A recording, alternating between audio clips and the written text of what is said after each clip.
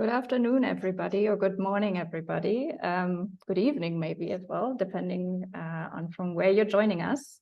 Welcome to our Grids for Climate webinar, Connecting Renewables, the Necessity of a Renewables Grid to Achieve Our Climate Goals. This webinar will look at the unique role that electricity grids play in the energy transition.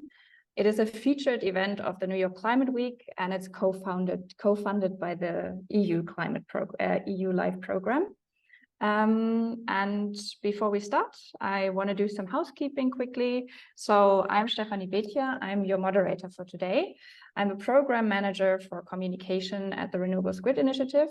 And as you might have already seen on your screens, this webinar is recorded, and it will, after this broadcast, appear on the RGI website and on our YouTube channel. I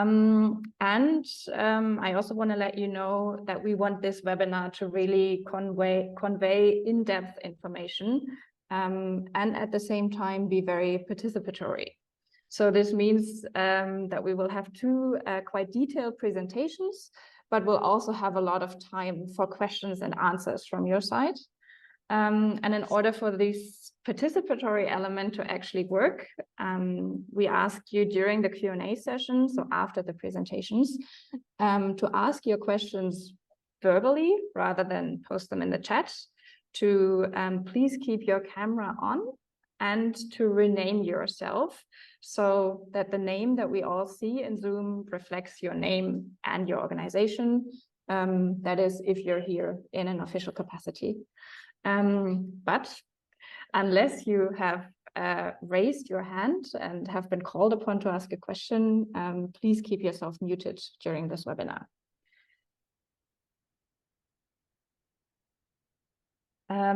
You might also be interested to know that this event is only the first in a series of 3 training modules on electricity grid knowledge that we are offering this year. The second one will also be a webinar and will be held on the 12th of October and explore Europe's role in grid development. The third, however, will be a full-day immersive training on reconciling grids and nature and will take place here in Berlin.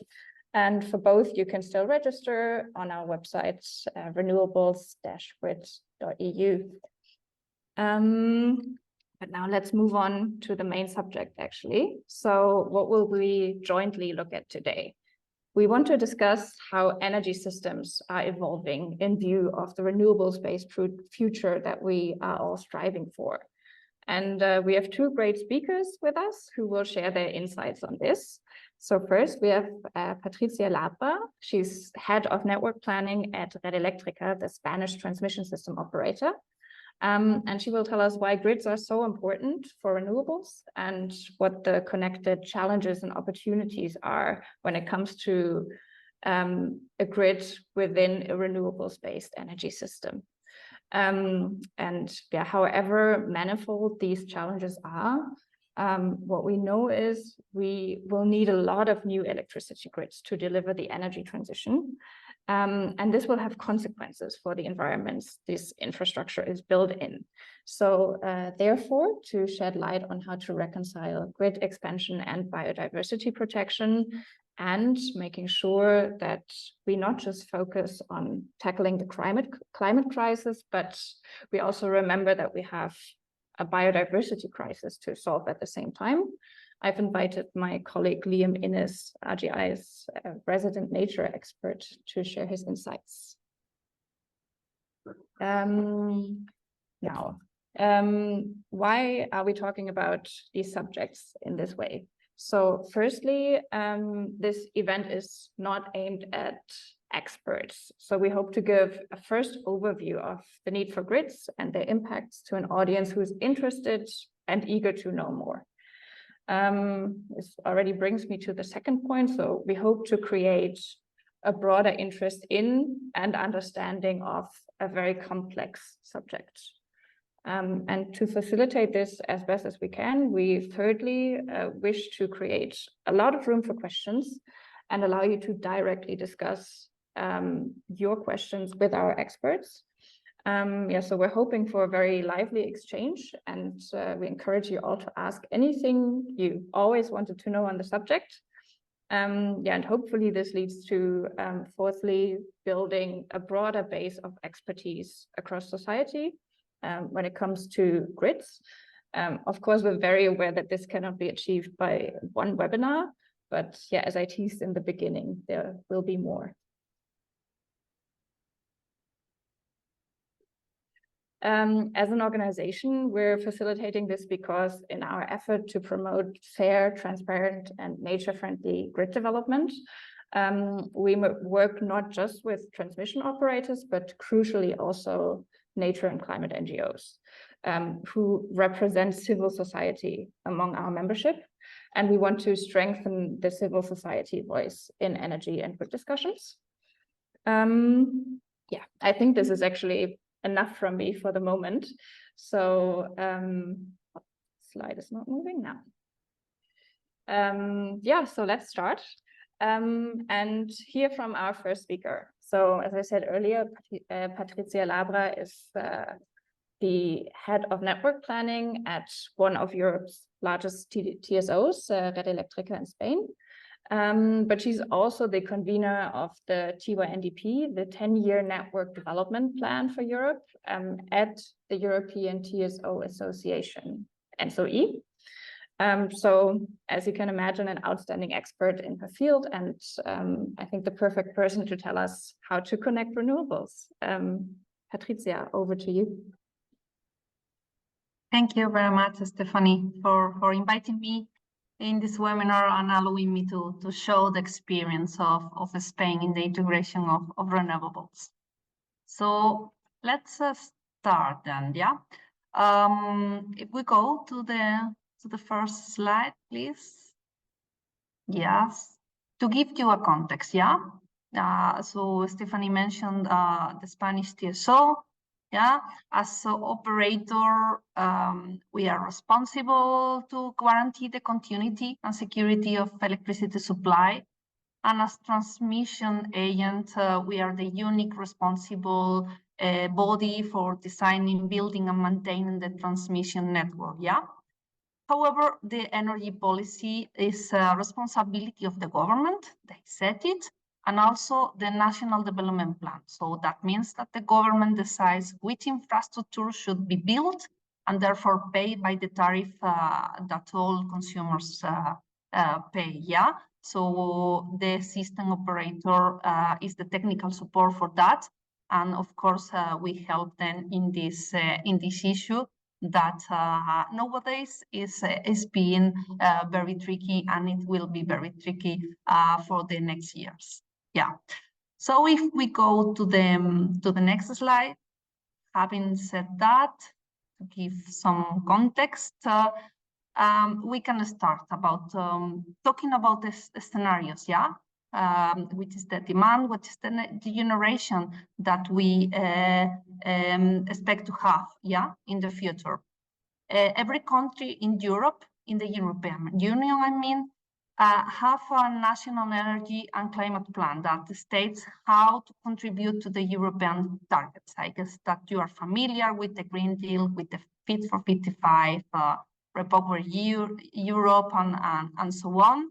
So these plans say how the different countries will contribute to these European targets. The Spanish plan was approved in 2020 and still established the goal to reduce greenhouse gas emissions in the Spanish economy by at least 23% by 2030 compared to 1990 by means of these values that you have here, 42% of renewables in final energy consumption, 74% of renewables in the electricity sector. That is what finally we are talking today, and also 39.5% of reduction of the primary energy consumption. I will focus more on the middle, and if you tick, 2020 is not so far, but many things happened since then, And Europe has answered with more ambitious legislative proposals in terms of climate, of RES, and of energy independence. So in Spain, this plan was updated with the values that you see here in the screen in green. And the value of 70% has increased to 81% of renewables in the electricity sector. It's a proposal published in June 2023. A final version will be ready next year in June. But you see here high increase, what it means, yeah? If we go to the next slide, here we have the installed generation capacity today, 62% of RES of a total generation mix of 109 gigas in a quite diverse mix. As you can see there solar, hydro, wind, combined cycles, also some nuclear, some coal also, yeah. But and also we have there the current peak demand that it's around 38 gigas, and in 2030, that's the figure in the right part of the slide, we have a 76% of renewables of a total generation mix of 203, and a peak demand of around 51 gigas. Yeah.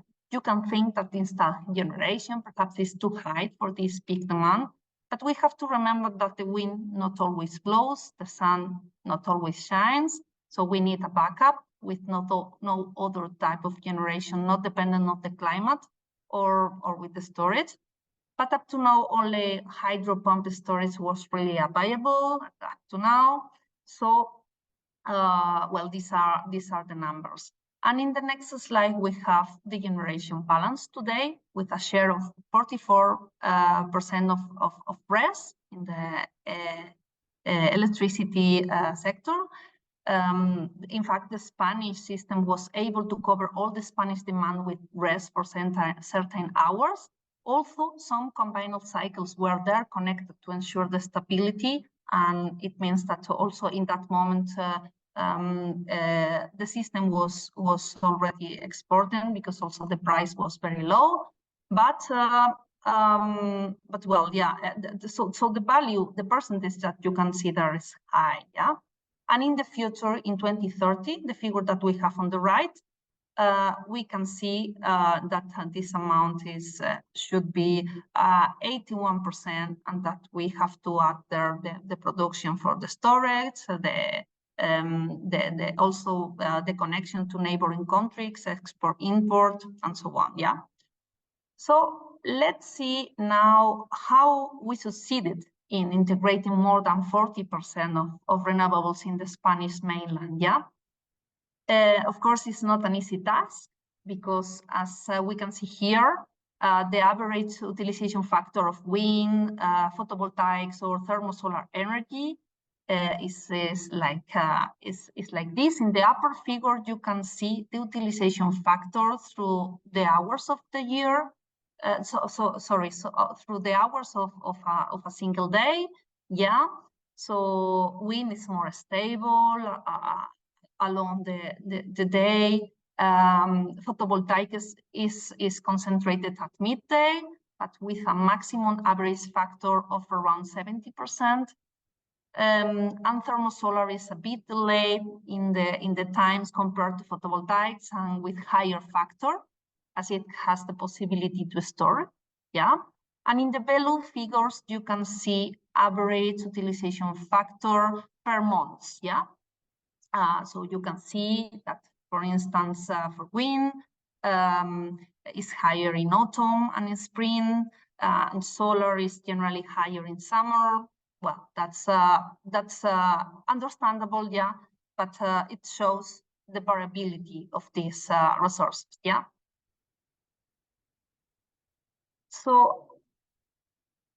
So here,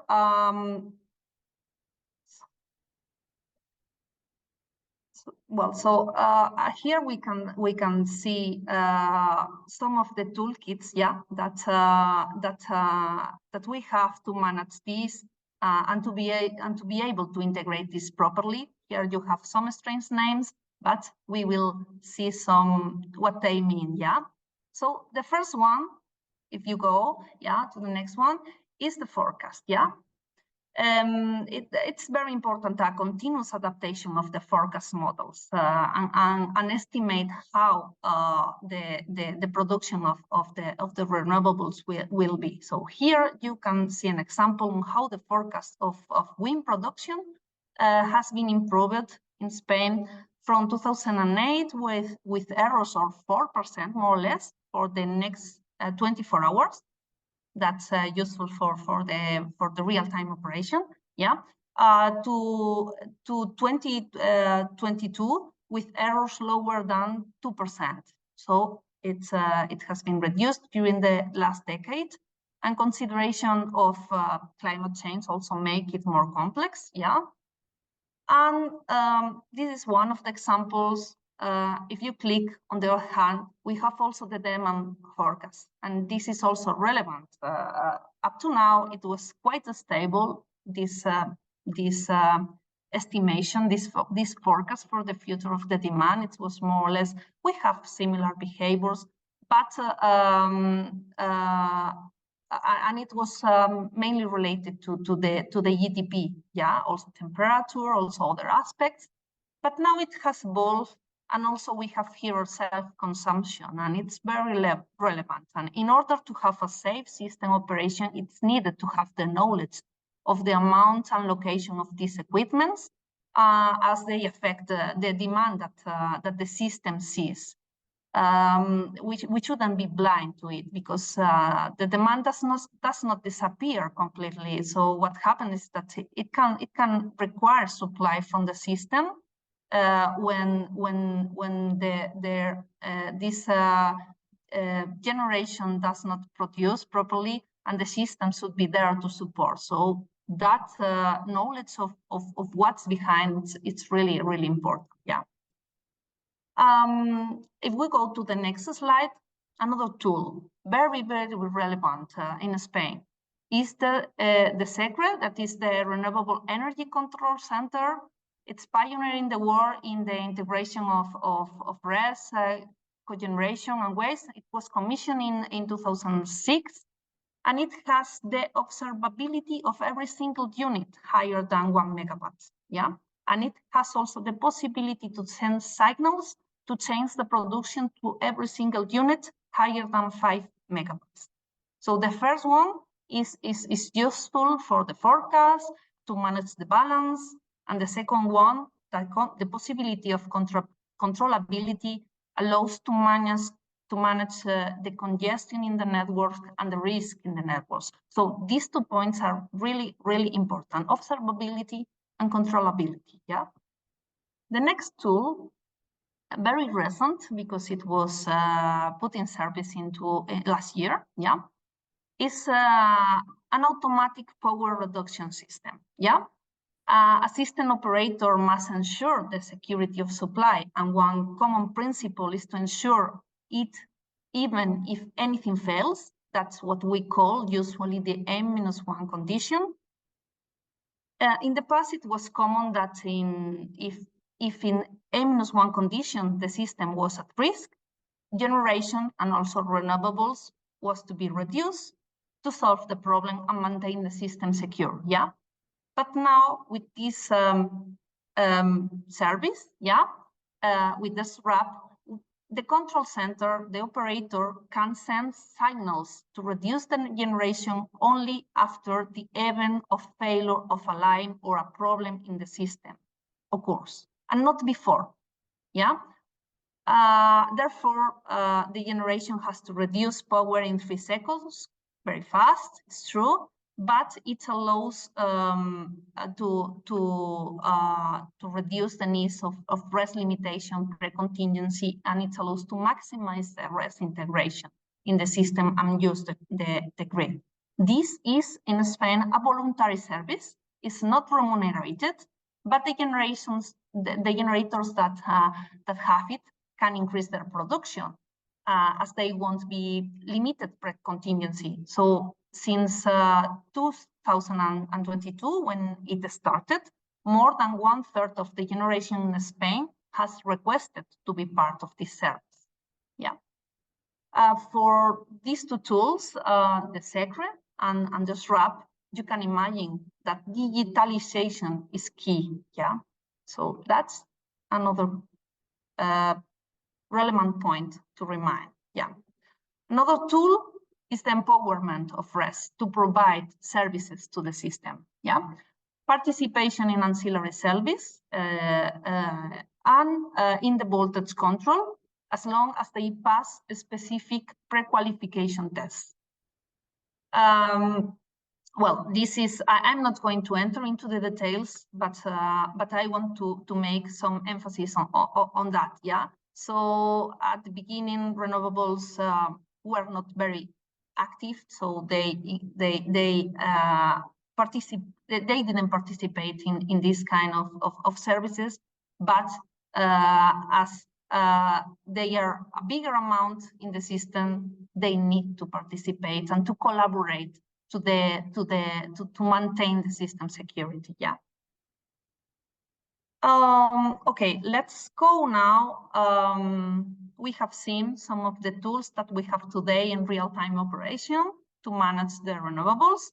Let's go now to the future and how we will go from the 40% of RES share to 80%. Yeah.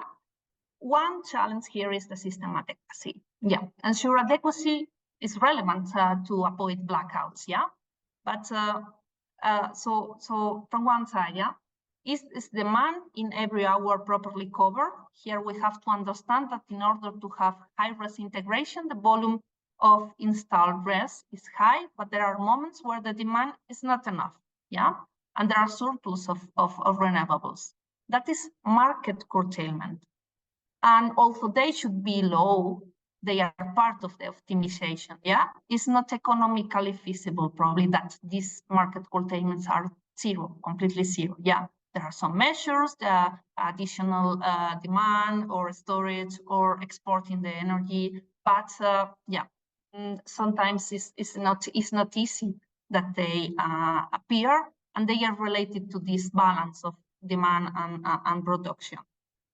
On the other hand, there are moments where the RES don't produce because of their variability nature and climate issues. Yeah, and conventional generation is required, but this generation runs very few hours to be economically viable. It requires, this generation should require a complement to ensure that they will be there when they are needed.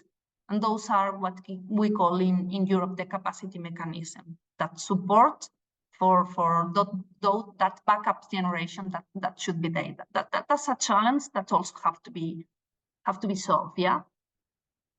Flexibility is key. Yeah, storage can support, but also demand. We intend to have an automatic demand reduction system similar to the one that I explained to you about the generation, but also for the demand. It's true that that for the demand can be a little more complex to have a digitalization, but the first step, it will be feasible for some industrial demands. That's something that can be possible. And last, in case of blackouts, yeah, we need to have the proper generation and devices to restore the system step by step, and that has to be ensured. Yeah. On the other hand, we have the network. Is current network sufficient to accommodate future scenarios of demand and generation? And here we have to talk about congestions, technical curtailments, technical restrictions. So is the capacity of the network enough to manage the flow, or it can be a limitation there, yeah, due to the lack of grid to ensure the security of the system, and that can cause some cost for consumer, and also there are some stability issues. Here is relevant the identification of system needs and the solution. Let's go deeper on this. Let's go to the next slide. Here we are talking about the long-term future. We have the RES targets that we have set in the scenarios, but where those power plants will be located. Location is very important when we are talking about the grid, yeah? In Spain, we had the situation that there were projects, renewable projects for wind, three times the target values, and projects for solar, 13 times the target values. So how to choose, yeah? How to choose to be coherent with the targeted scenarios that we have in our NCP, yeah, in the targeted scenarios plan, because it's true that we cannot build a grid for everything. At least we have to go step by step and at least stick to those target values to ensure that the grid is not too much, yeah. So we had to develop a methodology of probability of success that combines first the resource information and efficiency at municipality level with a high granularity. Those are the resource maps. Second, ease of environmental permitting, the acceptance map that you see here, also at the same granularity level. And third, the stakeholder interest that show us other aspects, perhaps more difficult to assess, like, for instance, the cost of the soil or the help of a special municipality on locating there some rest.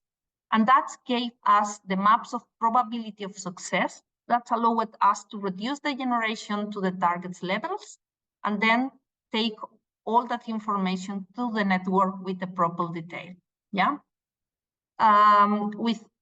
If we go to the next slide, with all the generation scenario and the grid only in service and in construction, that is what we call the starting grid, we assess the system and the needs of the system. And as you can see here in the figure, in the RES integration was 6 points lower below the target, and the curtailment was around 15%, which is really high. You can click, and we made the exercise of having an infinite network. That is absurd, of course. It's just a theoretical exercise. It would be very expensive and environmentally not compatible, but we made the exercise. So with that, the curtailment will be reduced to 2.4%. As I said before, it was not zero in the and also the target of RES was fulfilled, yeah. And if you click, well, this making a proper balance, yeah. The planet network, the selected network that the government included in the National Development Plan, allowed to fulfill the target, that's 68%. With a curtailment of 4%, with a limited budget and being environmental compatible. This objective is for 2026, it's not for 2030. So perhaps you can see there some differences, yeah? But the idea would be the same. The important thing here is the approach, yeah? Well, let's see how we managed to do this, yeah? So we applied a decision flowchart to solve the future network needs identified based on an energy efficiency principle and trying to optimize the use of the existing networks. The options go from solutions that have lower environmental impact and lower economic impact to others that have more. They start with operational solutions like the SRAP that I showed you before, the automatic power reduction system. We consider that all generators could be providing this service, not only part of them, as it is now in real-time operation, but this operational measure allowed to solve 80% of the problems detected. 80%, this is huge. But of course, it didn't solve all the problems, yeah? So the next step, could we do something in the existing lines to increase the capacity with low impact? Yeah, dynamic light rating, upgrading, change the conductor, install a second circuit in the same tower, install a FACT to try to control the flows. Those were the next alternatives. Yeah.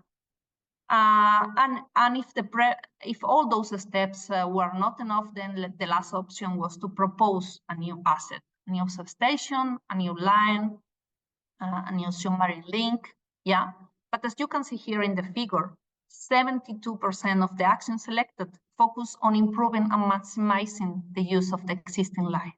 This is minimizing environmental impact.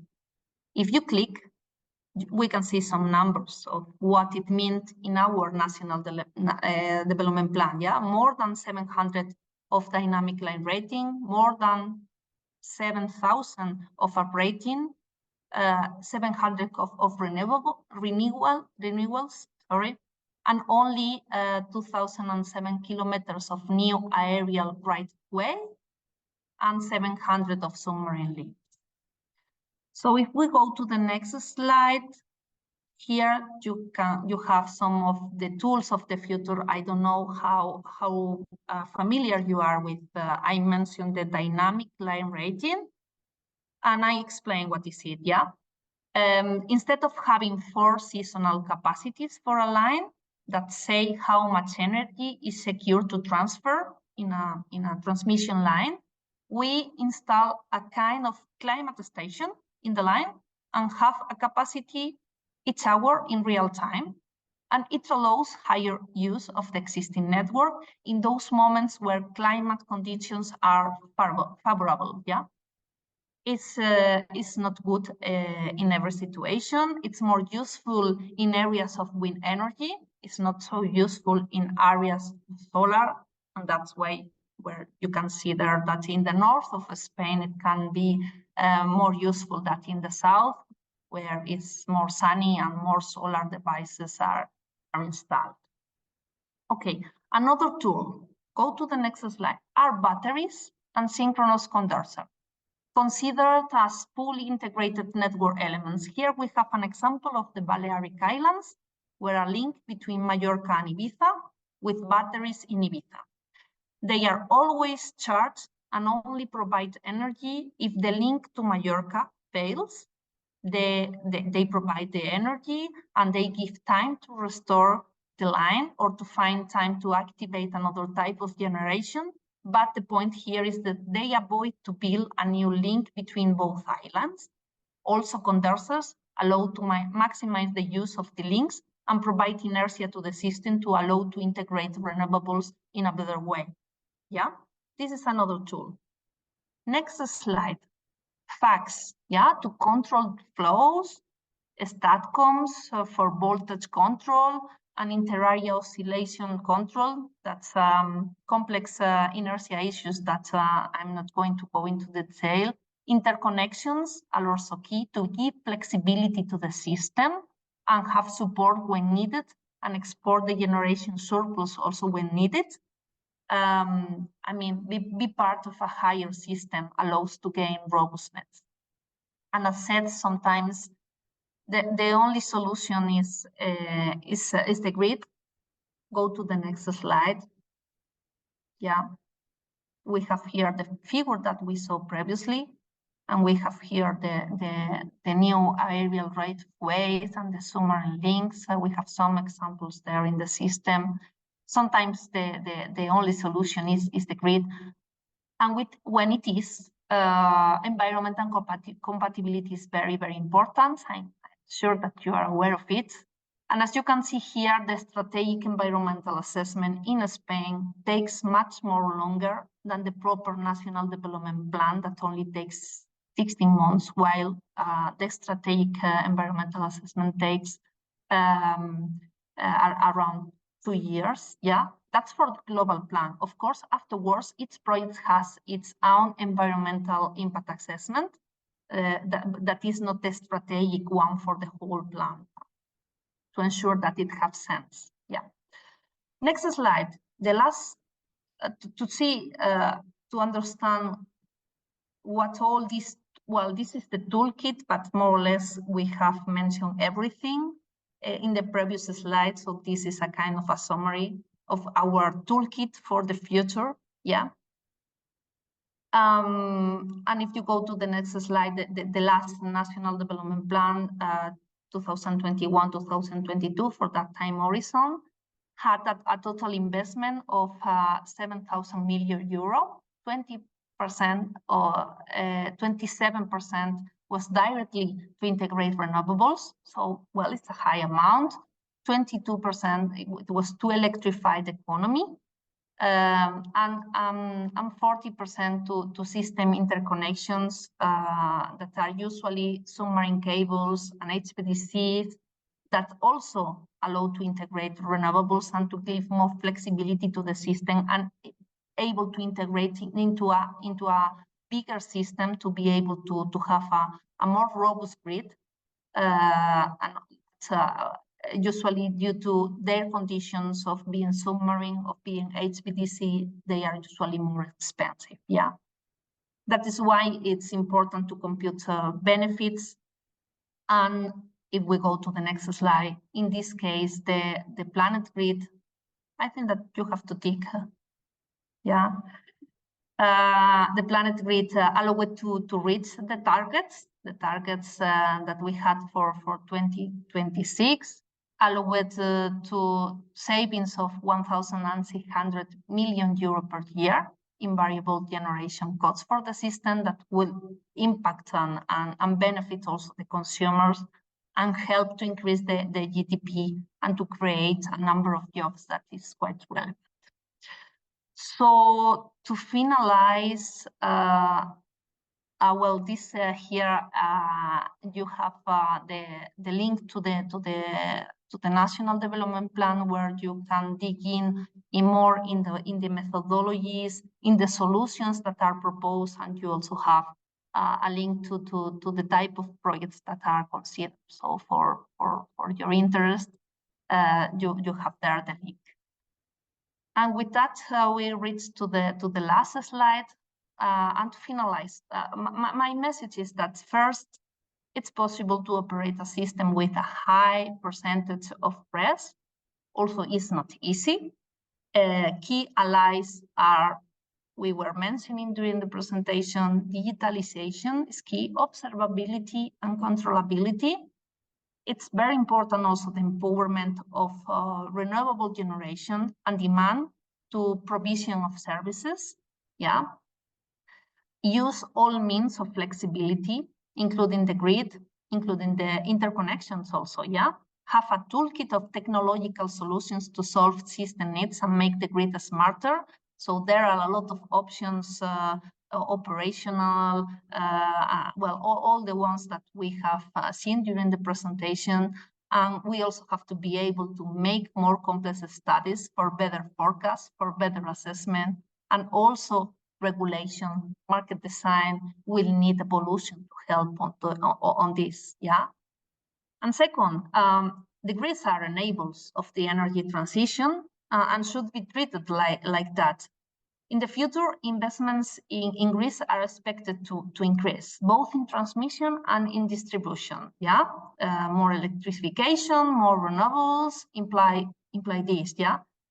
In fact, a high-level event last week in Brussels, organized by the European Commission, and with the presence of the EU Commissioner Kadri Simpson, it was mentioned that around 700 billion euro would be needed in transmission grid in Europe by 2050, 220 billion euros by 2030, and that's a paramount endeavor. Yeah, I'm sure that the next training webinar of RGI, you mentioned the title Connecting Europe, will dig into these details, and also the European planning, as you mentioned, the TYNDP of ENTSO-E will be mentioned somehow. So please don't miss it on the 12th of October.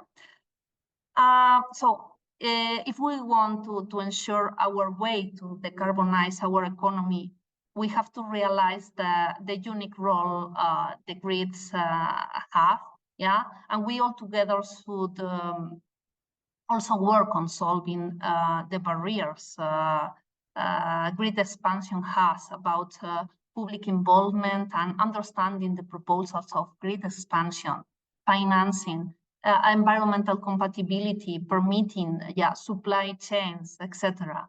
So in order to implement the right grid at the right moment, as I am convinced that there is no transitions without transmission. So that's all from my part, and I think that we can go now to some participation of the audience. Thanks. Thank you so much, Patricia. Very impressive presentation, I found. Very good balance that you found between giving us a broad overview, introduction into the subject, but also mentioning a lot of details at the same time, which I think is really the right approach for quite a diverse audience that we have in this call. Mentioning this, that this is quite, or I'm assuming that all of you participating will have different levels of knowledge when it comes to the grid, renewables, how to infeed them to the energy system and so on. So for some of you, you might have known a lot of what Patricia has said. For some of you, it might have been a little bit too expert already. So especially for the latter group, I encourage all of you, if you have any specific questions where you say, actually, I'm not quite sure what Patricia meant, or I think I got it, but maybe I don't have all the details right yet. So this is meant as a learning event. So please don't be shy. If you have any questions that would help you understand part of this presentation better, ask away. If you have questions that go further than the presentation you've just heard, same thing, ask away. So can I see actually hands raised? I don't see any hands raised. I'm assuming that's not because of technical issues, but that's because none of you have done so yet. So, but I'm seeing a couple of questions in the chat already that I'm going to start with. But yeah, I really encourage everyone to get involved with us and turn your microphones on and ask a couple of questions. Yeah, if you do have some, raise your hand. But let's start with what we have in the chat. And then, of course, I also have a couple of questions of my own. We have first probably a question that is quite easy to answer. So Zeda Orhan from CAN Europe, which is the Climate Action Network Europe, which is an umbrella organization for a lot of climate NGOs in Europe, is asking, is SRAP used as, or SRAP, I think you said SRAP, right? Used in other countries as well? Or is this solely a Spanish thing so far? Which one, sorry? The SRAP, S-R-A-P? Yeah, it's something that, as far as I know, it's also, I mentioned the renewable control centers as a pioneer, yeah, and this SRAP system is also something quite new, because it requires that previous observability and controllability, and have that communication between the control center and the renewables. Yes, so it's something particular of the Spanish case. I think that that we have been the first ones to implement it last year. Okay, great, thanks a lot. And then I see our first hand from the audience. So I want to invite you to ask your question right away. I'm gonna attempt to properly introduce you. So Mange Kumarasamy, please unmute yourself and ask Patricia your question. And maybe also say your background, which organization you're from. Yeah, no problem. Thanks, Stephanie. Yeah, it's Mange Kumarasamy. You almost had it right. So, yeah, I'm based out of Toronto, Canada, and work for a startup called Planetary Intelligence.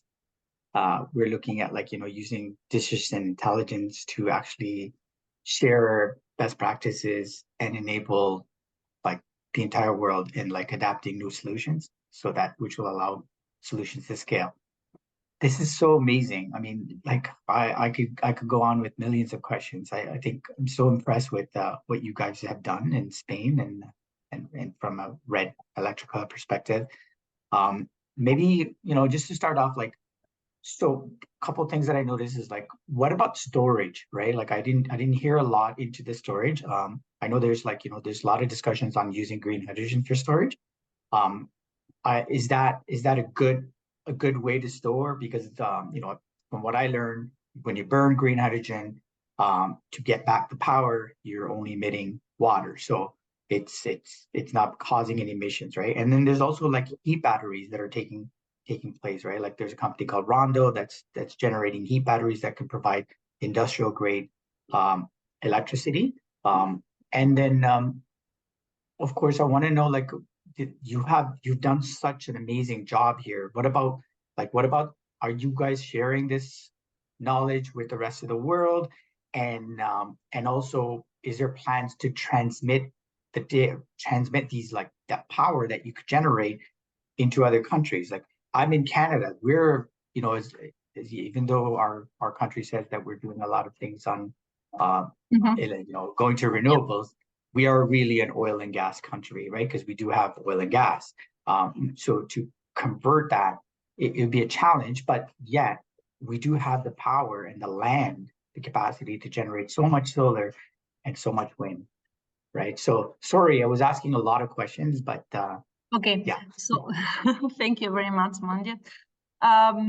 Regarding sharing, of course, we are part of ENTSO-E, which is the European network of transmission system operators, and we share the information with them. So we have a kind of best practice sharing, for system development. So, well, it's there is covered,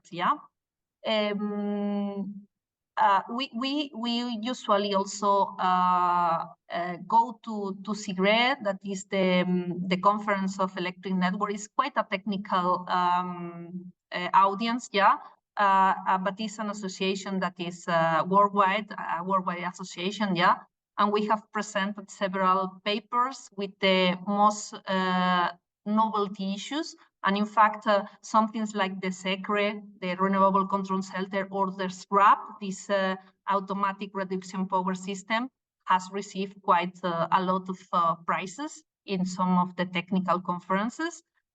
And we have exchanged some views also with some TSOs outside Europe, MISO in the United States. We have our national development plan that I showed in English. So that means that that we can share those experiences, and we have talked with MISO, we have talked with AEMO in Australia, we have with NREL also in the States.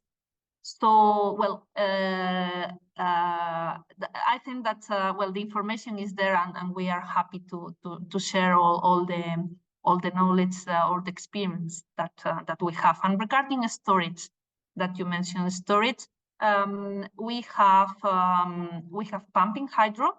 That's the main storage that we have today. We have the expectation and the willingness that this pumping storage will increase in the future in the Spanish mainland and also in the islands. It will be very important. That's a big one. But the target plan also considered a high amount of batteries. It doesn't specify the volume, but it will have batteries. They are starting to appear now in the system, but it's true that the deployment is not too high yet, and there are some regulatory aspects that has still to evolve to understand, what will be the performance of that batteries and how they will activate, So we are in that way. They are appearing, and I expect that they will have a big increase in the next years. Awesome, thank you so much. Thanks a lot, Patricia. We have many more questions in the chat, and we actually have two that specifically address the subject of interconnection. So maybe I start with those. So Matt Cooper, if you want to ask your question yourself, feel free to jump in. Maybe I'll wait a couple seconds. Yeah. Sure, thanks. Yeah, my question is, in the US at least, one of the biggest bottlenecks to deploying renewables is just that the interconnection queue to get any new renewable projects connected into the grid is so long.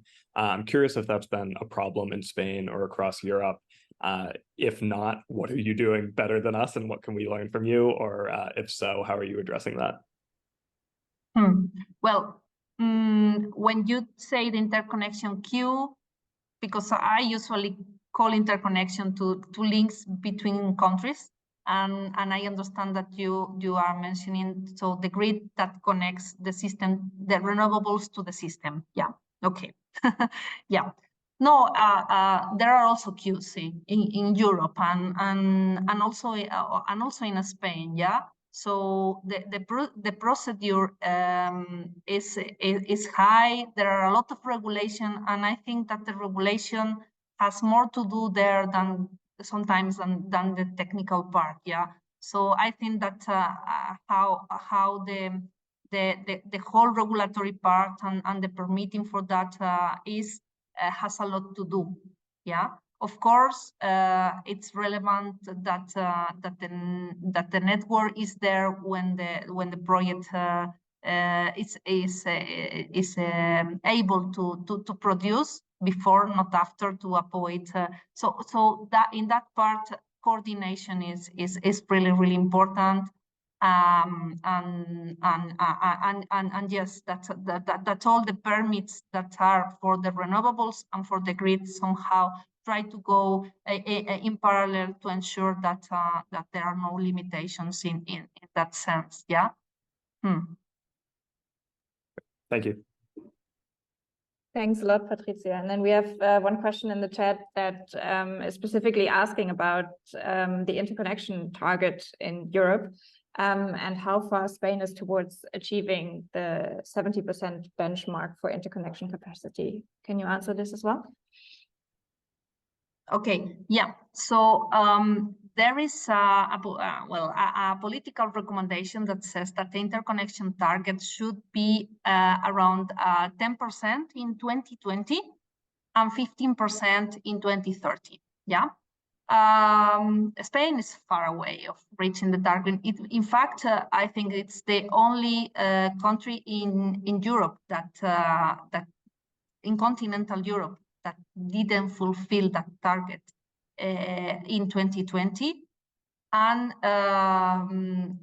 well, it will be quite difficult to reach the 2030 target.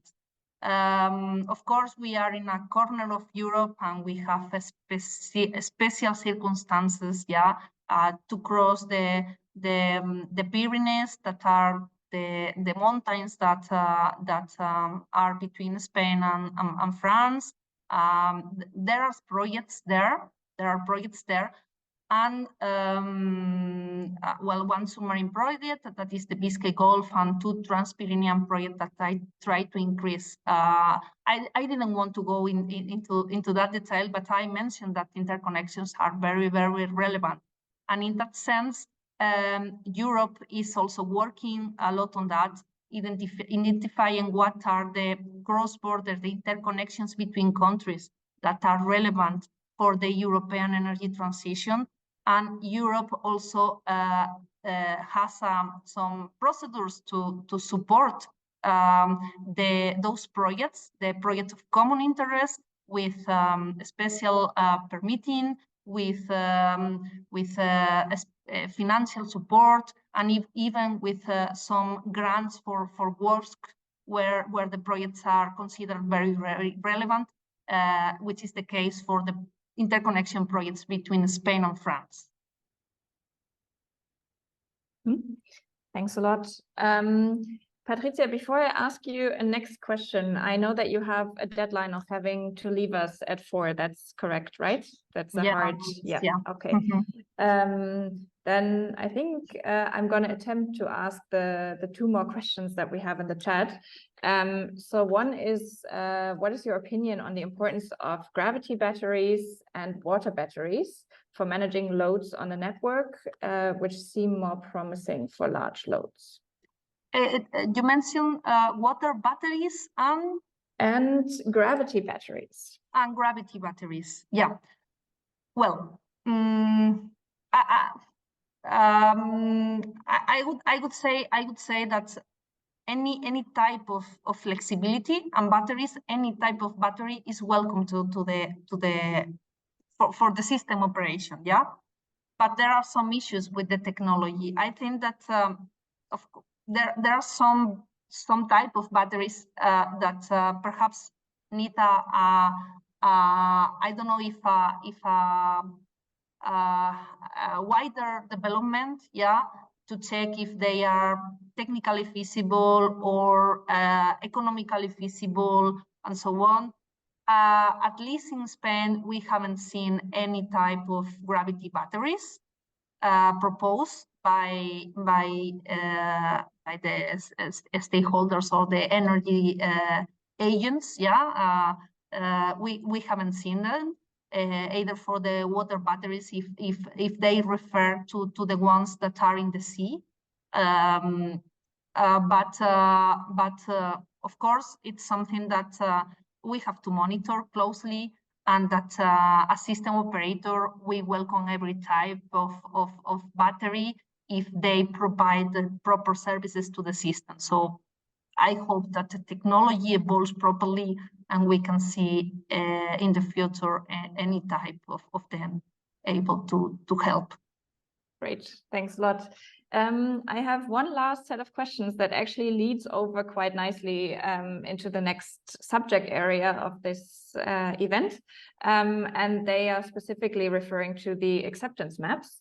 So one question is, what is the need to use both the acceptance map and resource map? Could you explain the difference between these 2 again, and how you calculate your success probability index map? And then the second question is, you showed the environmental acceptance map. Who funded this? Is it mandatory to use? Is it just for wind and solar, or also for the grid? Okay. So first, I don't know if it's worth it to show the slide or not, but well, the resource. Stop talking and I'll go back to the slide. Yeah, the resource map. Well, it's based on our own measures and on public information about resources. Yeah, I guess that perhaps you are familiar about the intensity, the measures of wind that could be in that it's finally considered climate issues. Yeah. And the possibility of having a high gather of the resource in that areas. Yeah. So what you can see there is that the red in the red color or where the red is located, you have more possibility of have a high efficiency of solar power plants or of wind power plants, yeah, than in the areas that are in blue, for instance, yeah. So that is the resource. The acceptance maps it's not related to the climate. I mean to the resource, yeah. But to the possibility to install those projects in that area. These acceptance projects were published by the Environmental Ministry of Spain. Yeah, it was a way to help promoters, yeah, of wind and solar to select where to be located. So what means there is that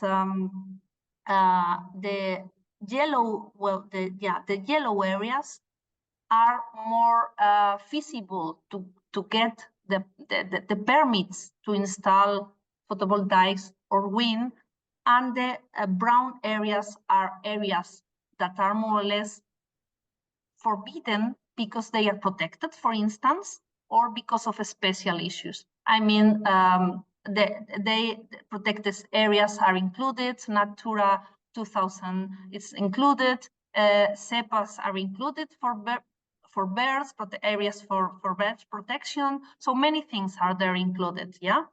And that means that if a project promoter of wind selects a location that is in a brown area, that project is going to have a lot of problems to get the permits. That project won't probably be able to be connected. So why to build the network for that project if they are not going to obtain the permits? Yeah. So that's the idea that is behind those maps. And if you require more information, we have it in the National Development Plan. And we also have a secret paper that goes into the details, and how the success probability index is computed is also there. It's too much detail, so I think it's weighting the resource, the adequacy, and the stakeholder interest, and obtaining a value, a single value that tries to gather the three things in a single map. Yeah. Thanks a lot for explaining this in a bit more detail, and diving into this further with us. This is also the big thank you to you, Patricia, for making yourself available for this event, for being such an insightful speaker, and for sharing your knowledge with us. Thanks a lot for this. To everyone who has further questions on the technical side, please be in touch with us via email or leave them in the chat, and we'll try to get your answers after this webinar. But for now, we're closing the technical chapter of this Intro to Grids webinar. And thank you, Patricia, again. Thank you. And yeah, we'll move over to our second subject of the day, which is connected to the issues that Patricia just closed with. And we're going to talk about, now that we've learned that actually we need to do quite a bit more when it comes to grid enhancement, grid development, grid deployment. How do we actually deal with the impacts that this will inevitably leave on the environment that we all live in? So we're going to talk about reconciling biodiversity questions with grid development. And for this, I'm going to hand over to my colleague, Liam Innis, who will give us a deep dive on the subject. Liam, over to you. Thanks very much, Steffi, for that introduction. And also thank you very much to Patricia for that wonderful insight into the transformation that we face, and also the complexities that go with it. I mean, if we've learned anything, it's that it's possible, but it's not going to be easy. But there are tools out there to get us onwards. And I think what I'd like to do is pick up here and just kind of discuss a question that we receive fairly often is, with all of this infrastructure that's to come, surely this is going to harm biodiversity. I'd like to make the point in this presentation that that's not necessarily the case. There are a lot of solutions out there, and I'd like to break them down as simply as I can. Also, I'd like to say to all of you in the audience, thank you for showing interest in this important topic. The grid is something which is the backbone of the energy transition and the decarbonisation process, but it's something that, really often is neglected. So well done to you guys for being here. And I'm really glad that we as RGI can contribute to this. If there's many opportunities to engage with us in the future. Steffi's already mentioned the upcoming workshops and webinars that we have, but please also feel free and invited to just get in touch with us at any point if you have questions, if you want to collaborate. If there's one thing that we've learned, it's that together we are more powerful. And yes, that's a cliche, but it's true. I mean, whether it's sharing knowledge of practices, successes, failures, or building these unlikely coalitions, working together really does make a difference. So onwards I go.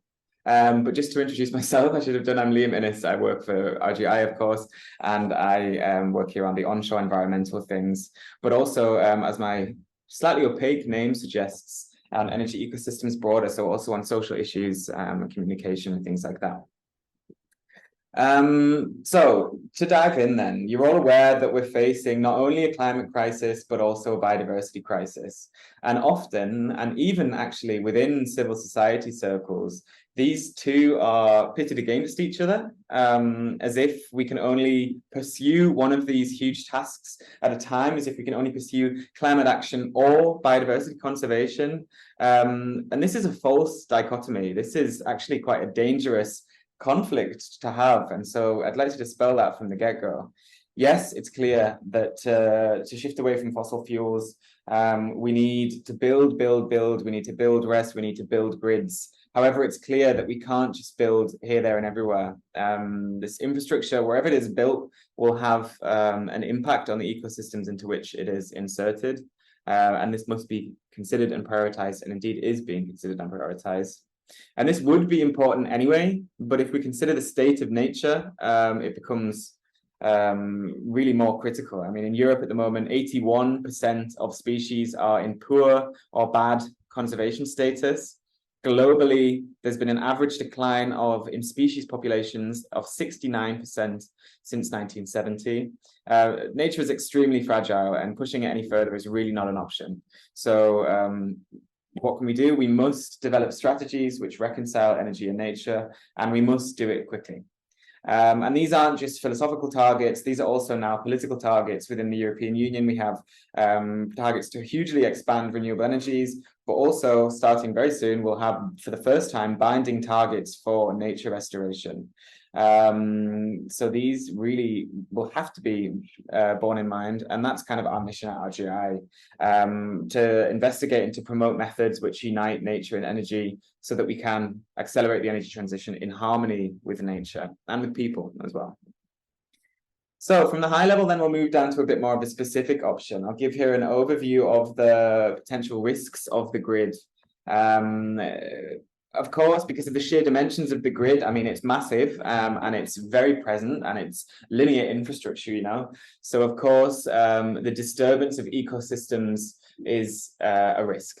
This is true in construction, in operation, and in maintenance when heavy machinery is used, when technicians need to have access to the grid wherever it might be. Of course, disturbance is an issue.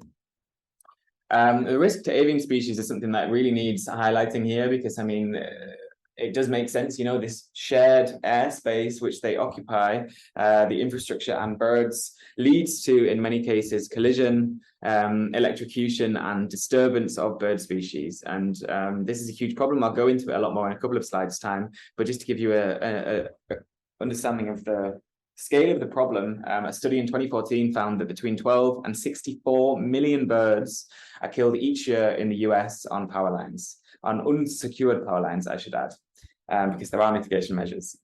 For some species, indeed, it does cause a really big risk. So this is something which needs special attention, the risk to avian species. And finally, I think it's important to pull out this topic of underground cables, which can be viewed as a very positive or a not so positive thing. But certainly they can remove a lot of the risk to nature. However, it's important to underline that these underground cables aren't a silver bullet. You know, this is not some panacea which can solve all of the problems, and that needs to be weighed up again. So this is the structure of my presentation. This is how we'll proceed. But just before we get there, I wanted to underline the mitigation hierarchy once more. This is something that you'll have all seen 1,000 times.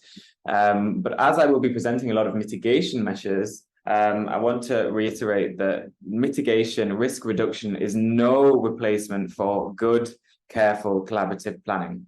Avoiding a problem is far better than dealing with the negative consequences of the problem. And that starts with good planning, with participatory planning, with involvement of civil society in planning. But also the next measures down, reducing the amount of infrastructure built can save us a lot of trouble later, you know. Energy efficiency measures to reduce the amount of electricity that we need and energy that we need upgrading the grid rather than just building new grids, replacing the infrastructure that exists. These are all also very much on the agenda. And indeed, of course, compensation, whether it's offsetting nature on-site or off-site, is really, really vital too. And finally, then we get to mitigation measures. So in terms of the solutions then, what is it that grid operators and developers generally can do to deal with these types of risks that we face? Of course, before any infrastructure is built, grid operators carry out or conduct surveys of the ecosystems and species present. This in Europe is mainly done through SEAs and EIAs. These are strategic environmental assessments, the kind of wide plan of an area, and then environmental impact assessments, which are done on project level to see exactly what is there, which species are present, which ecosystems are present, and how the infrastructure would impact these things. This is a legal requirement. Furthermore, consultations are very common. The public and NGOs are often consulted to get their opinion on the plans as they are laid out. And this is a legal requirement, but it's not just a formality. This is a crucial part in any grid planning exercise to get tips on areas which should be avoided, on potential difficulties that could face, and indeed can save a lot of time and money later on. Compensation measures, as I've already mentioned, these can be financial for affected communities, but also a very nice practice is that grid operators pay into a pot, which is then distributed to fund nature restoration elsewhere. So classic compensation, you could say. One of the standard measures which is taken to avoid fire risk and blackout risk around the grid is vegetation management, to remove any branches or trees which might fall onto the grid. And as I said, mitigation measures to lower the risk where avoidance can't be taking place. To sum up this slide, this is kind of the standard measures in a grid operator's toolkit, which very much stand close to the main purpose of a grid operator, which is to ensure safe, continuous and supply of electricity. They're a business, they're not the ones producing the energy, they're just the ones transmitting it, and their remit is very clearly to keep the lights on. However, there are examples of best practice approaches to biodiversity around the grid, which go above and beyond this standard to proactively and collaboratively look for solutions. And I'll present some here. Sensitivity mapping is a clear thing. This was mentioned in Patricia's presentation before. Finding environmental sensitivity for planning is absolutely to be considered as a best practice, and it's very doable. This is an example from Belgium, whereby the Belgian grid operator worked together with 2 NGOs to collect all the data on bird presence across the whole country for roosting, migration, feeding sites, breeding sites, bird presence at different times of year. And then this was overlaid with the grid map. And this then informs to the grid operator where they need to take the most care with watching out for birds. Said very sloppily, but yeah, watching out for birds. This informs planning of new infrastructure, but also it informs where to prioritize mitigation measures. So rather than just hanging mitigation measures on the line willy-nilly, randomly, grid operators can use sensitivity maps to inform this. And when we talk about mitigation measures, I'm referring here to bird markers which go onto the line and make them more visible for birds. So I'll go into that in a future slide, but just so you know, these exist, and these have been coupled very nicely with sensitivity maps in many examples. Next, and this is something of a buzzword at the moment, nature inclusive design, nature inclusive management, or ecosystems-based design, however you want to call it. This is kind of a mind shift change to really consider the needs and the concerns of nature early on in planning. This can take many, many forms, but a couple of examples that we might think is up here on the right. Okay, which birds might find our pylons particularly attractive? And what can we do to stop them from nesting there and getting electrocuted? We can insert from the start nesting boxes. Here on the bottom, this is a grid corridor, which is actually a nature reserve in Belgium. So again, the vegetation management takes place around this grid to make it very useful for nature, and actually a very important stopover species also for many migrating species. Furthermore, collaboration with civil society, it should be a no-brainer, but it's just the key for collaborative design, for finding out best practices, but also later on in grid management processes, you know, in terms of monitoring the impact of the grid on certain species. Civil society can be a key partner to kind of give the manpower, the teamwork behind monitoring initiatives. Again, in Belgium, this is a really good example. Project support groups can also be implemented and are indeed done, whereby it's not just a consultation at the start of a project, but a project support group made up of different stakeholders from across society, which accompany a development throughout its life cycle. And finally, an open data approach. In a future slide, I'll talk about data, but really when we're looking at any solutions to biodiversity in the grid, data is absolutely key, and it's not always self-evident that data is shared openly. So I'd really like to say a word of well done to those in the market already who do share their data openly, however that might be. What we're seeing here is, or could be compared to a bit of a paradigm shift, whereby the grid goes beyond its classical purpose, the grid operator goes beyond their classical remit to include participation, nature-based planning, and to consider multi-use in infrastructure use. And also, this must be said that these are all opportunities for NGOs and civil society organizations to just get involved. Grid operators will run their own consultations, but there's many opportunities to approach grid operators and offer help. And indeed, we at RGI see that these collaborative projects can be extremely impactful and would like to promote more. Of course, it must be said with a bit of an asterisk, we know that NGOs have very limited capacity in terms of time and resources. So if you are thinking that you would like to work together with a grid operator, but you don't know where to start, you don't have the funds, you don't have the time, just get in touch with us. We do know these grid operators who also have the funds and the time, and we would love to help realize new projects. Okay, so now we get down to the nitty-gritty of the problems. We first of all, we start with birds and the grid. As I said before, collision is a major problem. And what does this mean? When a bird flies towards the grid, often they will see the pylons. They might even see these slightly thicker conductor lines. But what they will then often do is fly up, try to dodge these ones, and collide with the thinner earth wire at the top, which is a lot less visible. They would then break a wing, break a neck, fall to the ground and die, or the die of their injuries, or be taken away by a fox or a wolf or whatever it might be. This is mainly a problem for larger, heavier birds with short wingspans and poor vision. So swans, cranes, bustards, and also some diurnal raptors as well. Many species are affected really, but some of them are kind of critically endangered by this. The next big problem is electrocution, which indeed is really a critical threat to some species. This is not a problem for birds that sit on a power line. Birds can sit on a power line without problem. The problem arises when they, with their wings or with their beak or even with manure, they connect two live conductors on the grid, or one grounded component and a live component, and they cause an arc, and the electricity goes through them, electrocutes them, and they die from the shock or from their injuries soon thereafter. The fact of the matter is that in a lot of, especially agricultural landscapes, the pylons are the highest thing around. So they serve as very attractive perches, observation points.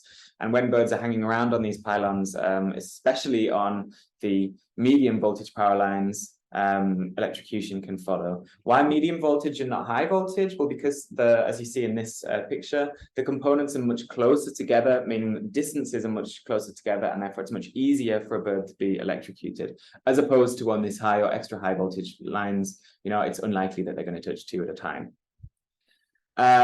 Also, this has economic problems and can cause wildfires, so it's really a vital problem to address. And there are in some countries is legislation in place to address this every time there's a risk of electrocution.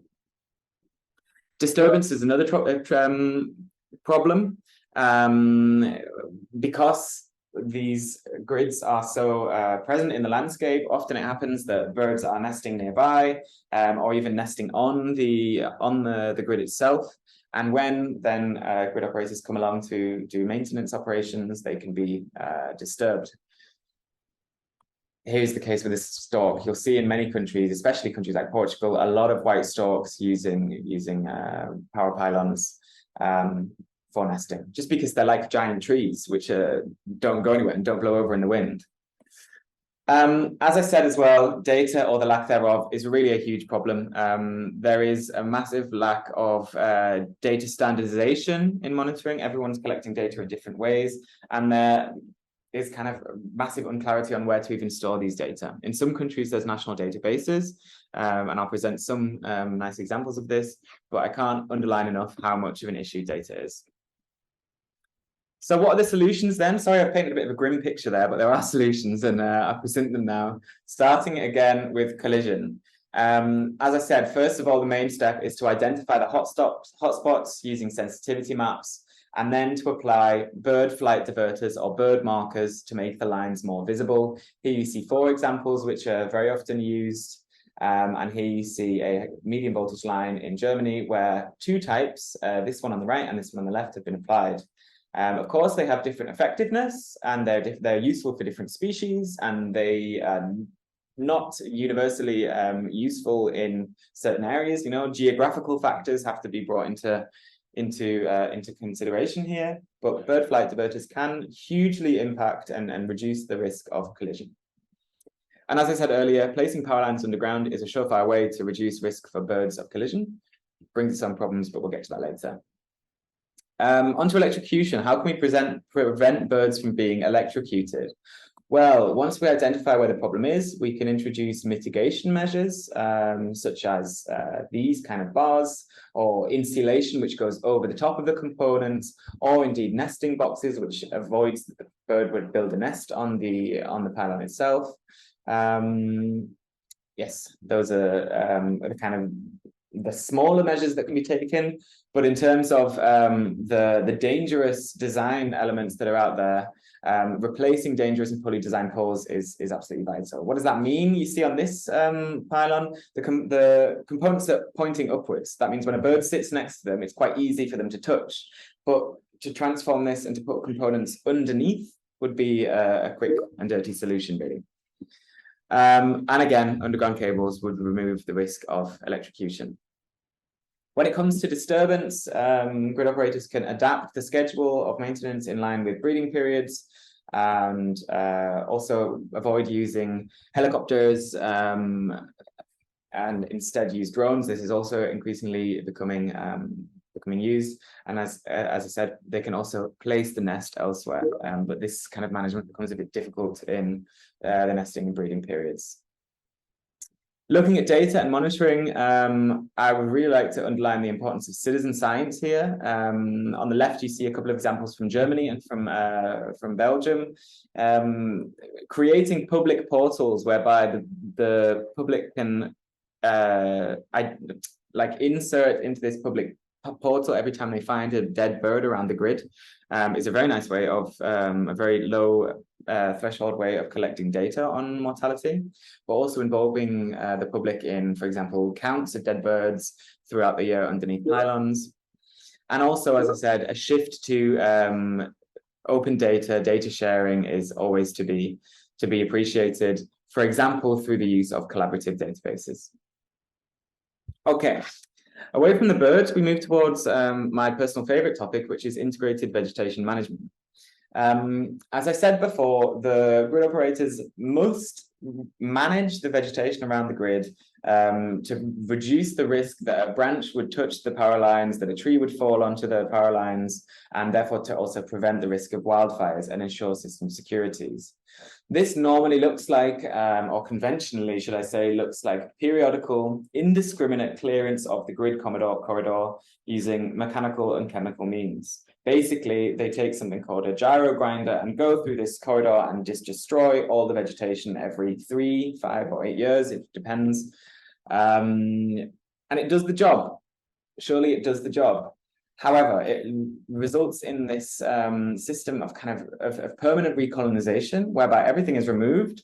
The first species that come back are those pioneer species, which tend to be very quickly growing species. So within a few years, grid operators are facing the same problem again.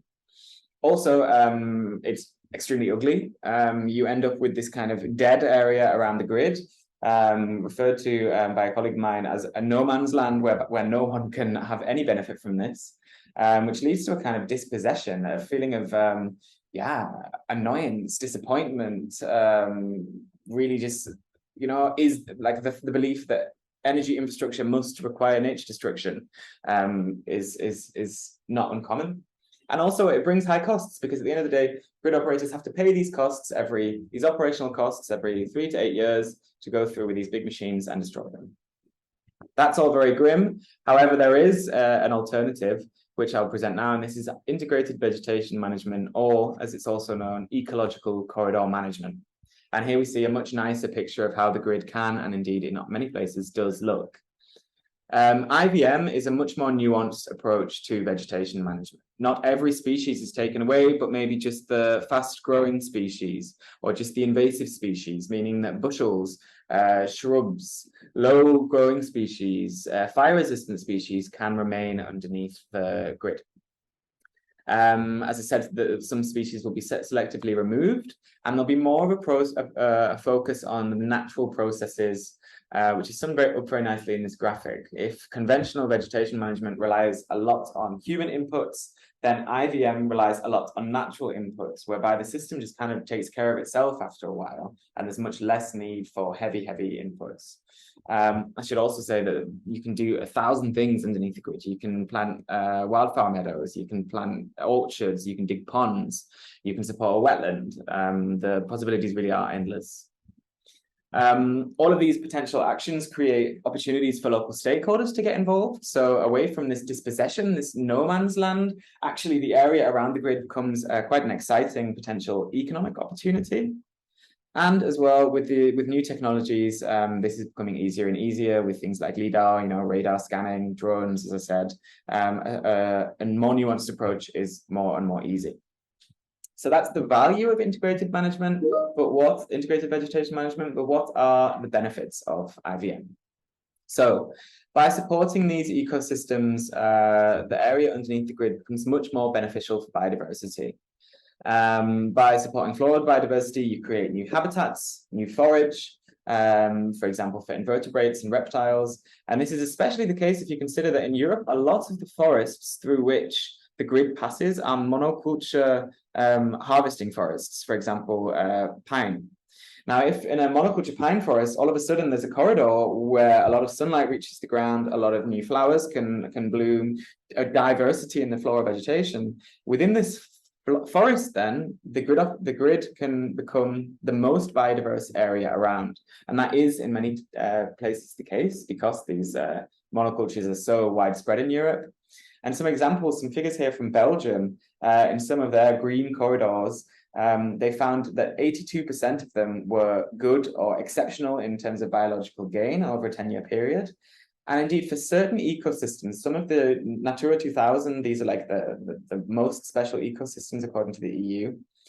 Of the whole surface of these certain ecosystems in Belgium's region, between 1 and 10% for some ecosystems were found underneath grids, which goes to show just how valuable these areas can be for supporting endangered ecosystems.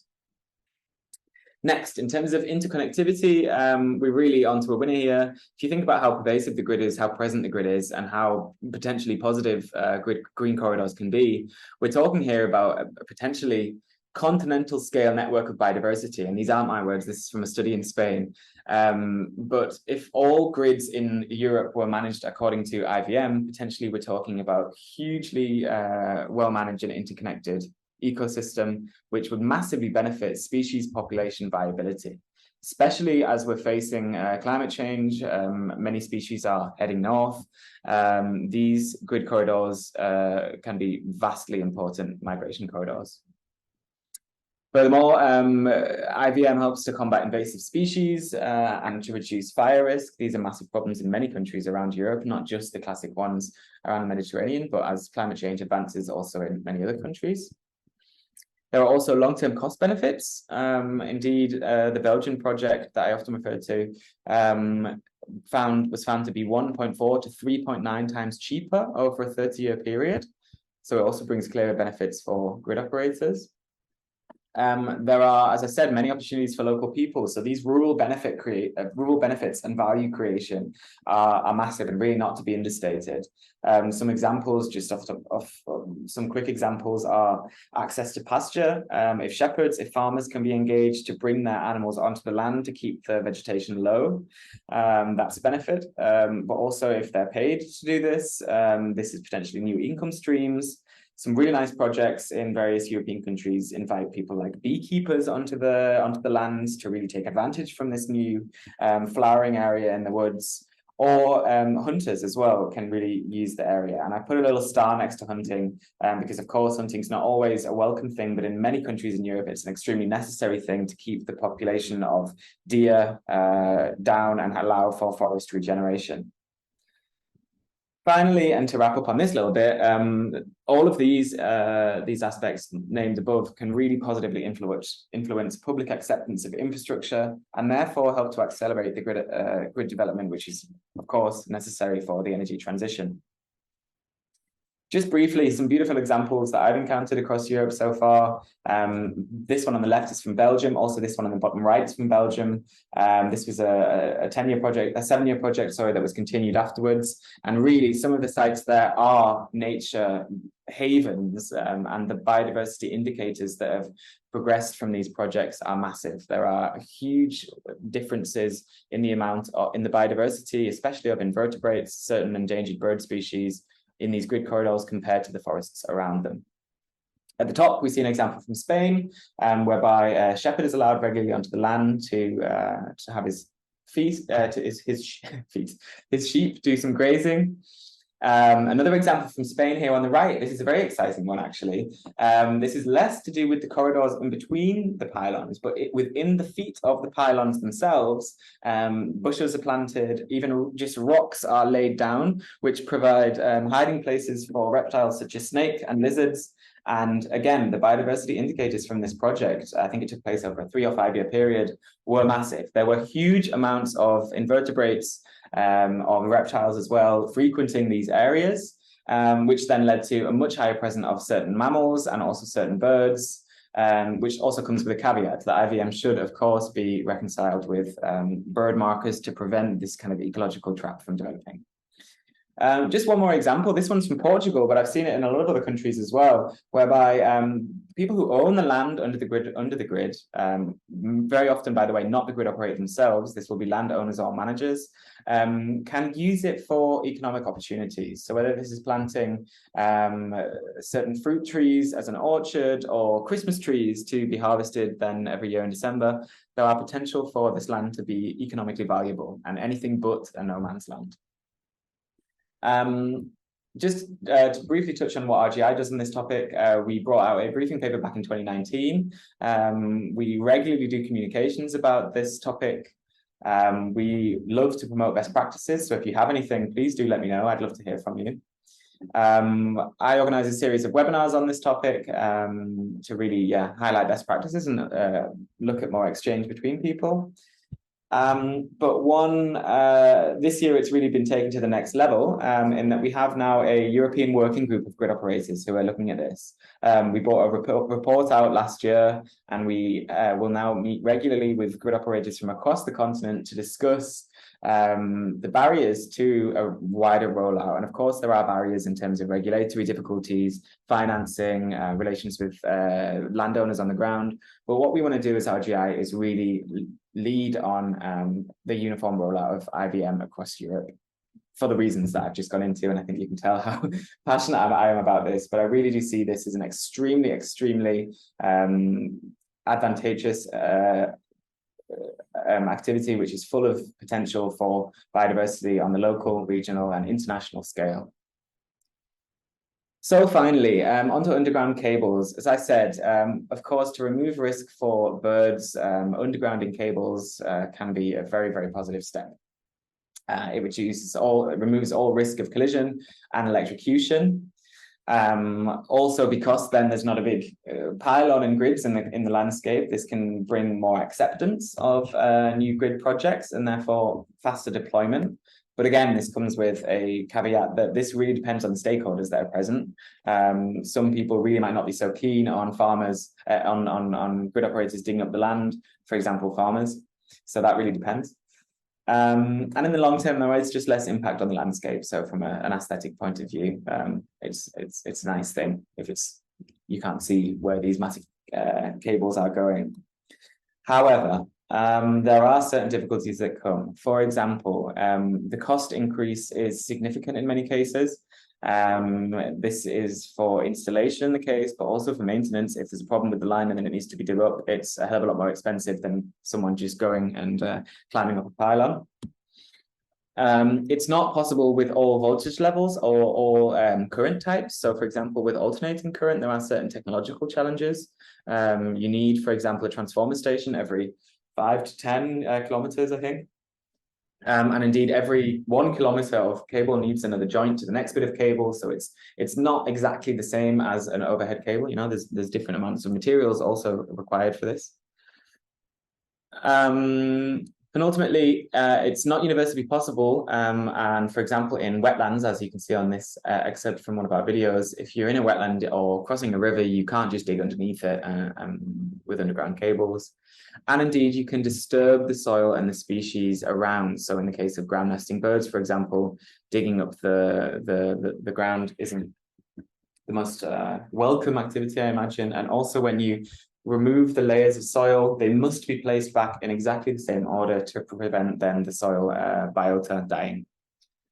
There are also certain concerns about the temperature effects. Now, science has looked into this, and the temperature effects do decrease very quickly as you move away from the cable, but still there are long-term studies still underway, and these still need to be continued. I am nearly done now. I'm aware I'm slightly over time, but I'll just sum up with some key takeaways. Climate and biodiversity crisis can be tackled together. If there's one message that I'd like you to take away, it's that it is possible to reconcile the grid, but also other infrastructure with biodiversity.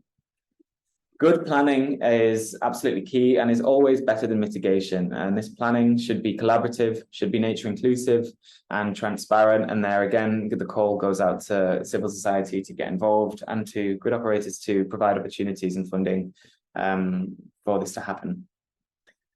Here we are. Civil society participation is absolutely vital, and this can take place through formal consultations, but also through new exchange fora to advise on developments. And joint planning and management is always the case. As we've seen, there's many opportunities, for example, in IBM for NGOs to get involved in the management or the advising on the grid management. And finally, and really to sum up, action on biodiversity is a win-win-win situation. It helps nature, there's less dead things around, but also it helps garner public support for the necessary infrastructure. And it's always going to be cheaper to remove the problem rather than to deal with its consequences afterwards. I think that's quite enough for me. I've also got a very dry mouth now, but I would leave my contacts here. And of course, these will be shared as well afterwards. And I just invite you to please do get in touch with me if you have any more questions, if you'd like to collaborate on anything. I'm always very helpful. I'm always very keen to discuss and to have a call, whatever it is. Thanks very much. Back to you, Stephanie.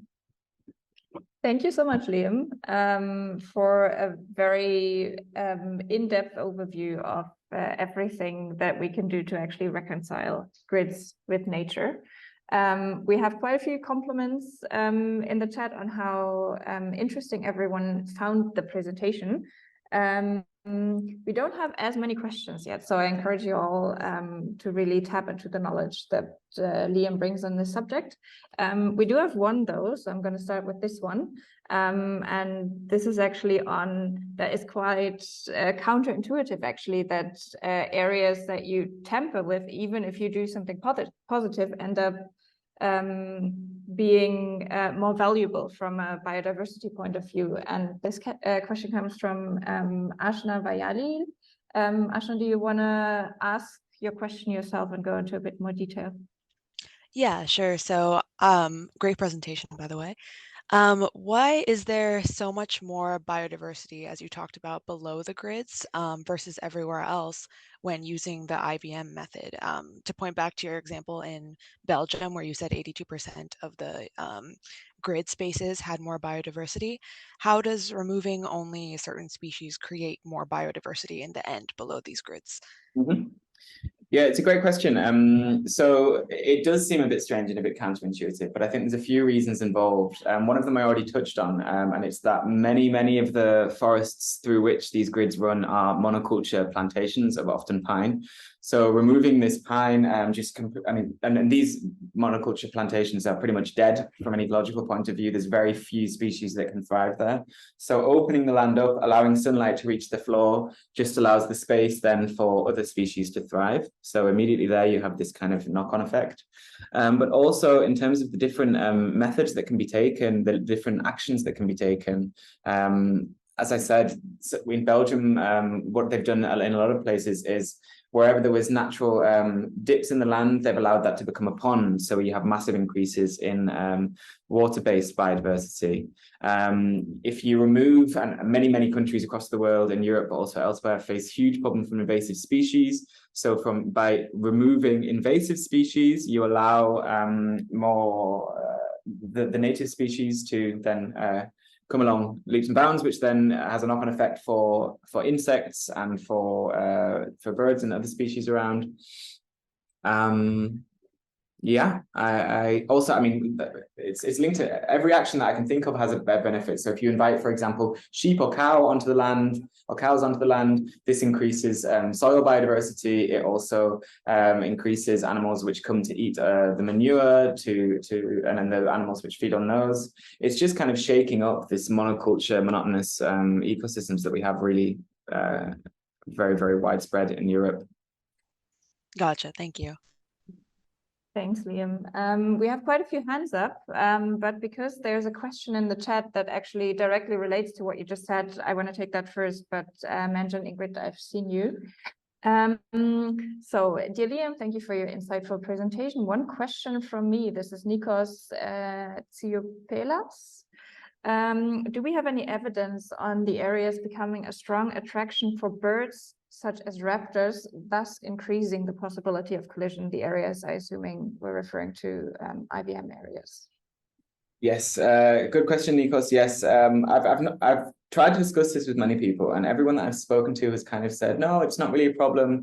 The birds that live around the lines, they get to know them. This was the case, for example, with storks around some lines. However, that seems a bit problematic to me to just say there is no problem. And I would say, yes, there probably is a higher risk of collision in IVM managed power lines. And therefore, my request to all grid operators would be wherever IVM is used, or at least wherever you have evidence of high biodiversity, this should always be coupled with appropriate mitigation measures, at least bird markers, isolation, insulation of components. So yeah, thanks for bringing that up, and it's something that we really need to insist upon, I think. I saw your reply. Yeah, I agree. Then we move on to our next question, and I would like to ask Ingrid Nielsen to take the floor. Hello, and thank you for the awesome and very good presentation in terms of all the possibilities that there are. Well, I wanted to ask more specifically about those best practice cases that you brought. What is the legislative framework in those countries? Because what we find here is that in order to put any kind of use to the lands that are underneath the grid, one would have to ask explicit permission from the grid company every single time they wanted to do anything there. For instance, a beekeeper would have to ask every 9 days permission to go and approach the beehives. So it's really not a practice here that these lands are used. They're considered out of use for the public. So what's the legislative setting around these best practices that you've collected? Mm-hmm. Thanks, that's a really important one. And kind of surprising actually to hear that it's so strict that no one's even allowed to approach the grids. Yeah, it really depends from country to country, often even from region to region, what the legislation here is. And I would say it's less of a legal question, but more of a regulatory question. As I said, the land around the grid is more often than not owned by the grid operator. So if it's private land, then it needs to be handled with the landowner themselves. I would say that the most successful IVM operations that I know are led by, if not in collaboration with, the grid operator themselves. So I think a key precondition for real successful management of this is that you have the grid operator on board from day one. I would very much recommend painting the picture that I've tried to paint here about the benefits that it can bring, because some of the more conservative actors, shall we say, could really see this as a threat to the status quo. They're reluctant to do anything which would require them to shake up their practices, but it makes sense in terms of costs, in terms of public acceptance, if not in terms of biodiversity. You know, it's always going to have benefits in the long run. And this is also something that we're trying to tackle within the working group at RGI. We know that in some countries, for example, the regulation is really strict. In the Czech Republic, for example, you aren't allowed to have anything growing underneath the grid that's more than 2 meters high. And I don't know exactly if this is a grid corridor and the pylons are here, are you also not allowed to have anything growing here, which still poses no risk? You know, there needs to be a bit more flexibility here. And what my hope is that through the engagement and the advocacy that we're doing, that this will loosen up, or there'll be a bit more of a uniform approach to regulation across Europe. Thank you very much. And I'd like to extend our support in terms of as well, that if you want to look into the Baltic situation or want to do some advocacy work here, then we are very willing to pick this up, because we are doing very similar work with PV parks and extending that work to wind installations as well. And I think grids are our natural next step in anyways in biodiversifying these electrical production areas. Yeah, that's great to hear. Let's stay in touch, and let's see if we can't get the Baltic states on board as well. That'd be great. Thanks, Ingrid. Manj, do you want to ask your question? Yeah, Liam, and thank you so much for sharing some amazing wealth of knowledge here. I wanted to ask about Canada. I mean, we have massive forest fires, as you all know, and it's a huge challenge in terms of running transmission line. Some of the approaches that we've been talking about is hey, what if we partner with other, means of providing, let's say for the internet, there's internet lines, water lines, right? And then also taking an approach of doing a trenchless underground construction, right? I know it's not what you're proposing, but what you're going above ground, it's always challenging for Canada. What are your thoughts? What do you think is the right approach for a country like Canada that could produce mass amounts of energy and could be a hub that could actually provide lots of not only electricity, also fresh water, because we have so much fresh water, and that could be something that's a challenge in the future. What are your thoughts? Just a clarification question. When you say the options of working together with telecommunications and water, do you mean lining up the infrastructure together so that it's less pervasive in the land? You got it. Yeah, lining up together, and maybe going with the trenchless underground construction and sending it all underground. Mm-hmm. And then this could also provide, for example, there's a lot of Indigenous communities, right, in the northern parts of Canada. It could be a means of providing them connectivity. Well, obviously fresh water is already there, and power and connectivity. Mm-hmm. Yeah, so I find this very interesting, the option of trenchless undergrounding. To be honest, my knowledge isn't very deep there, but it sounds, from what I've heard, like a very, very promising technology. I would still issue caution in terms of there needs to be sensitivity maps to go alongside this, whatever development it is. You also need to understand the geology of the area to see if it's even possible. And there needs to be funding for this in order for these maps to be created. It's unlikely that a grid operator would fund a geological map of an area, but collaboration then between civil society bodies, government bodies, and the grid operator would be very, very, very important there. In terms of bundling infrastructure, I mean, yes, all the way. Also, like highways and roads. I mean, in Europe, we're hearing more and more the call to put grids or cables alongside roads so that there's less interruptions in the landscape. And this is just a no-brainer, I think. But referring a bit more to the aspect of wildfire risk, for sure, best practice needs to be implied there. I mean, insulation of dangerous components, regular monitoring of the state of pylons and power lines is vital. But also, I'd check out some of the approaches that have been undertaken in countries like Portugal. There's really massive collaborations there on the ground to use the grid as an early warning system for rural wildfires, and by putting cameras or sensors on the lines, which then detect where the wildfires are and help to map them out. They also then send alerts to people in the public more quicker than the fire brigade ever could, because they don't have this eyes on everywhere. And this is also then beneficial for the grid operators themselves, because if they know where the fires are and how quickly they are approaching, they can see, oh, no, in 15 minutes, we're going to face a really critical situation. There's going to be our power lines are going to be engulfed with fire, and they know that they need to shut down this route and reroute it again. So it's kind of an all answer, but I think collaboration here is absolutely key. And as I said, some really good examples came out of Portugal. There is a webinar that we did earlier this year, I think it was in March or April, which was on exactly this topic, Firewatch. It was called, I'd ask my colleague Eston if you can share the link to that webinar in the chat. Got it. Awesome. Thank you so much. All right.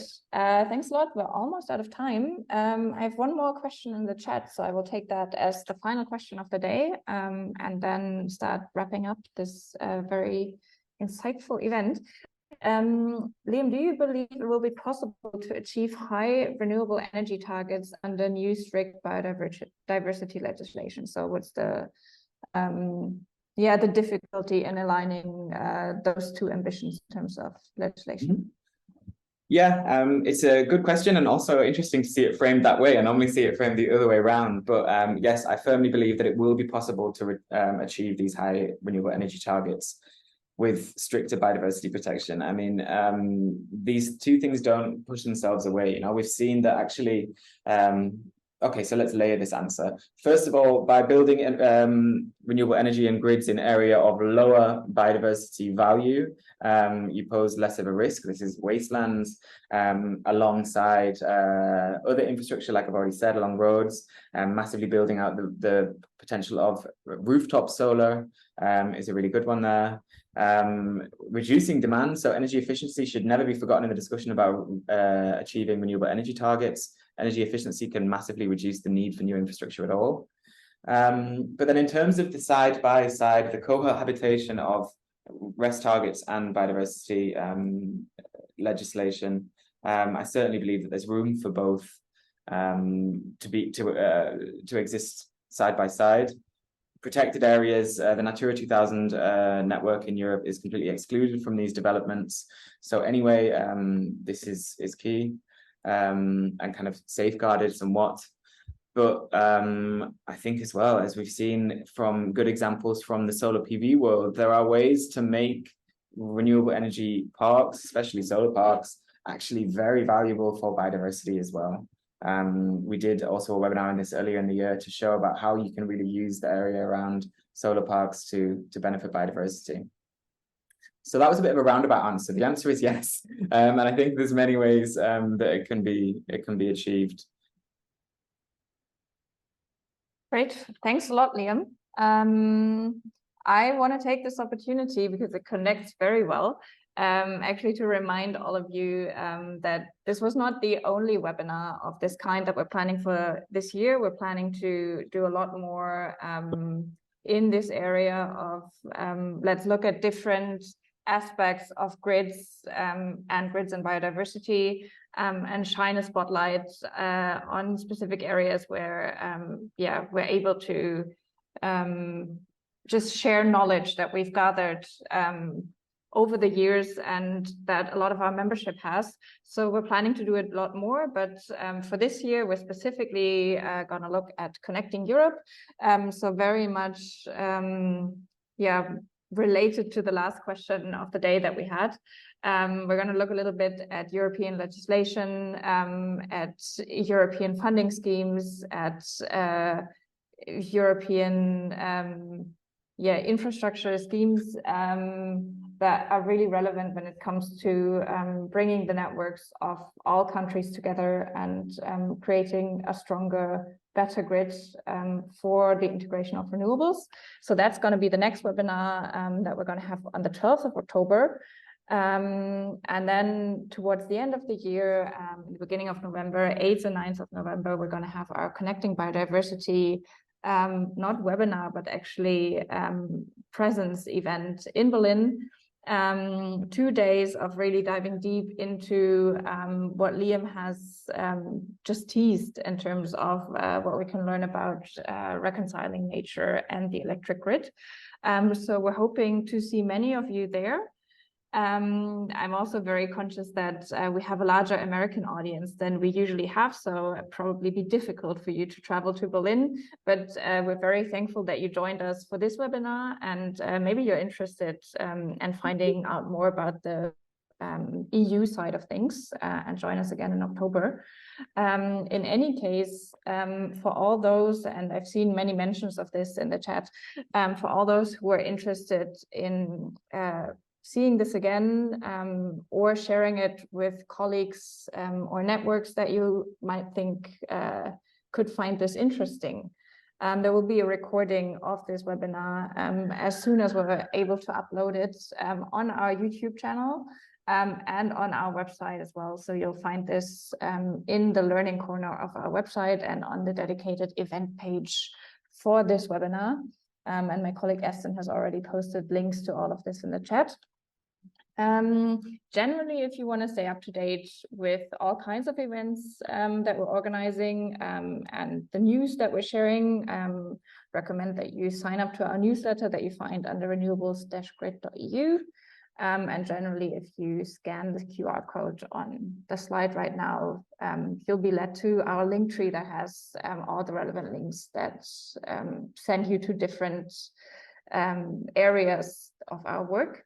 And if you have any questions, if you want to be in touch personally, get in touch with the communication team at communication@renewables-grid.eu.